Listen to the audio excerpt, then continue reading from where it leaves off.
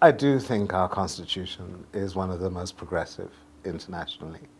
I do think that it's the result of really deep thought and compromise. Um, and I think that how it's expressed once it's there then becomes the really important thing. But I think it's a constitution that does give the possibility for addressing a lot of society's ills and a lot of the historic imbalances of the past.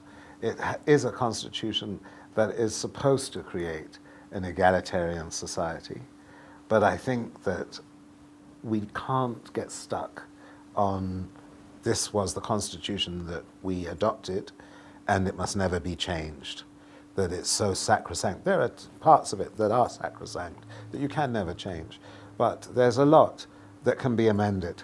And the United States Constitution has gone through many amendments, many changes. Constitutions of other countries have been dynamic instruments that are changed because certain things don't work, and you have to revise them in order to create the egalitarian society that your constitution seeks. So I think that our constitution does need amending. I'm not a constitutional expert, and so the how and the where and the what is for the experts to decide and for Parliament and the representatives of the people to come to grips with. But I think it was a great starting point, but not a perfect one because of the compromises that we had to make. We had choices.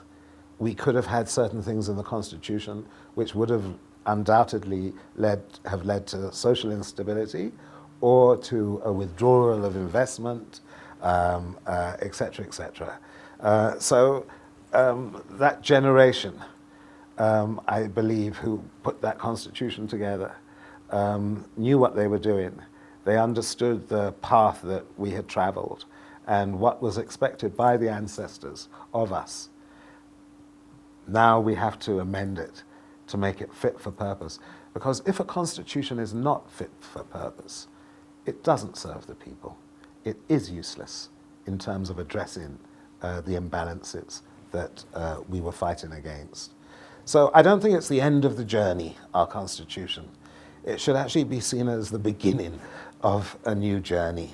And we must never be shy because a Theresa May or some other politician or some ratings agency says we'll punish you from changing our constitution to serve our people. I think if we don't, we're going to be the victims of that lack of action. I think if we don't, our children are going to change it.